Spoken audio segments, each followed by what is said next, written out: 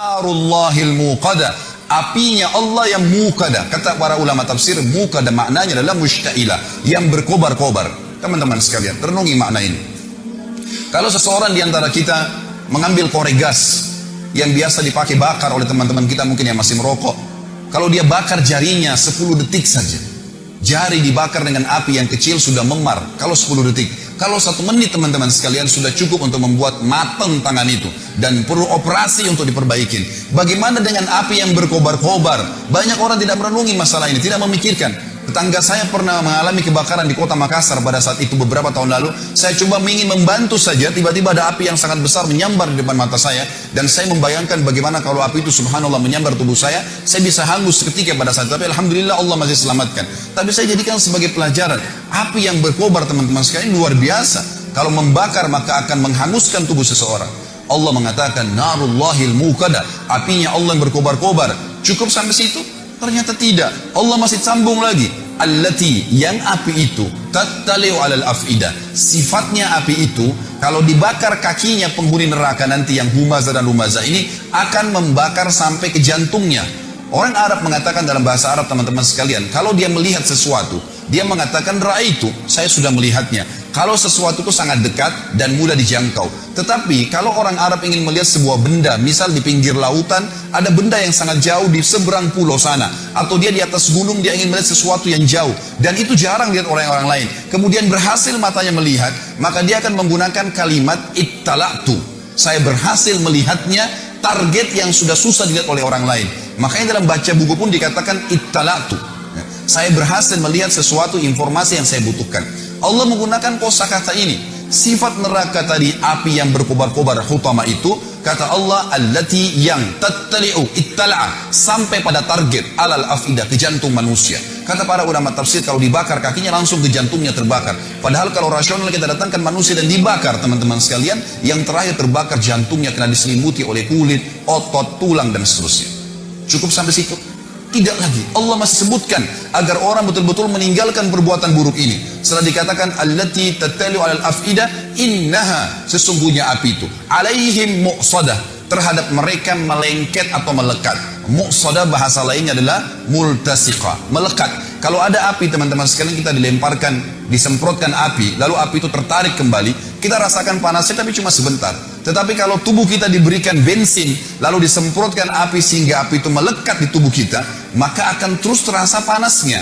Per detiknya terasa panas. Maka Allah menggunakan kalimat ini. Api neraka utama tadi itu bukan hanya berkobar-kobar, tapi pada saat disemprotkan ke tubuh seseorang nanti, na'udzubillah, yang melanggar melakukan dua perbuatan ini, apinya akan melengket ke tubuhnya sampai terbakar, baru padam api tersebut. Diulangi lagi, begitu terus, tidak akan pernah habis sampai dosanya dibersihkan oleh Allah Subhanahu wa Ta'ala. Dan ingat, ancaman ini berlaku bagi seorang muslim yang dengan syahadatnya pun dia sudah bisa masuk surga sebenarnya, tapi akan dimasukkan ke neraka. Dan ini baru satu jenis siksaan, karena bahaya lisan dan contoh perilaku. Belum bicara masalah dosa zina, belum bicara masalah dosa riba, belum bicara masalah dosa durhaka dengan orang tua, ditambahkan azab-azab kepada mereka. Sangat konyol kalau orang mengatakan tidak ada masalah, saya disiksa dulu neraka, toh akhirnya saya akan masuk ke dalam surga. Ini perkataan syaitan yang akan menyesatkan setiap mukmin yang akhirnya menganggap remeh dosa. Subhanallah, Allah mengatakan sesungguhnya api itu sampai ke dalam jantung manusia dan api itu melengket pada mereka. Inna alaihim muqsadah. Tidak cukup sampai itu teman-teman sekalian. Allah menutup surah ini dengan kalimat, kata ulama, yang luar biasa. Kalimat ini menandakan siksaan yang luar biasa, tidak bisa dibayangkan. Fi amadin mumaddada, kata Allah, dan mereka akan diikat di tiang-tiang yang bergelantungan. Kata ulama tafsir, penutupan surah ini luar biasa kalau orang memahaminya. Rasionalnya begini, kalau masjid ini kita tutup semua, tidak ada lubangnya sedikit pun, lalu kemudian kita bakar dengan api teman-teman sekalian, ada orang yang mau dibakar di sini, nggak diikat di tiang, dibiarkan dia berlari-lari sana sini, tapi penuh dengan api ruangan ini, pasti dia akan mati terbakar. Tapi ada jeda pada saat dia lari ke sana, dia lari ke sini, ada jeda, dia tidak rasakan panasnya api.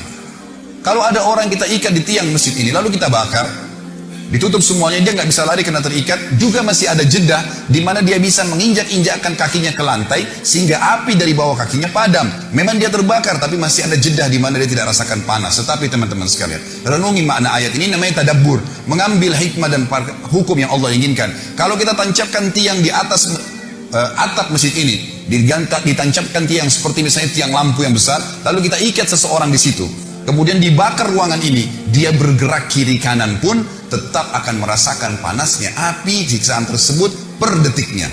Dan ini kata ulama adalah makna yang luar biasa, mengandalkan sudah cukup seorang muslim meninggalkan dosa ini, saudara. Surah ini teman-teman sekalian mengajarkan kepada kita tentang bahayanya menyalahgunakan lisan. Dan dari sisi lain, lisan dalam agama kalau dipergunakan dengan kebaikan maka akan baik.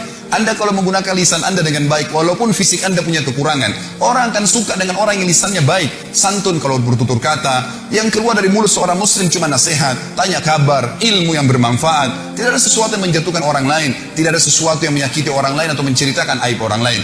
Maka dia akan disuka oleh orang umumnya. Dan kalau ada seseorang yang lisannya tajam, walaupun tampannya orang paling tampan di dunia, paling kaya, tapi kalau lisannya tajam, suka menghina orang lain tidak suka dengan dia. Itu secara kehidupan manusia. Juga di sisi Tuhan kita Allah Subhanahu wa taala, Allah sangat murka dengan orang yang menyalahgunakan lisannya. Sampai kata Nabi SAW dalam hadis Bukhari, "Laisal mu'minu bit-ta'ani walal la'an." Bukan sifat orang mukmin yang suka la'an dan ta'an.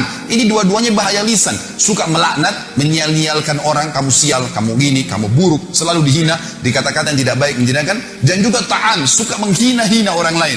Dua-duanya ini adalah sifat bukan orang mukmin, bukan orang mukmin. Jadi dijelaskan oleh Nabi SAW. Surah ini teman-teman sekalian mengajarkan kepada kita tentang harusnya seorang muslim menjaga lisannya.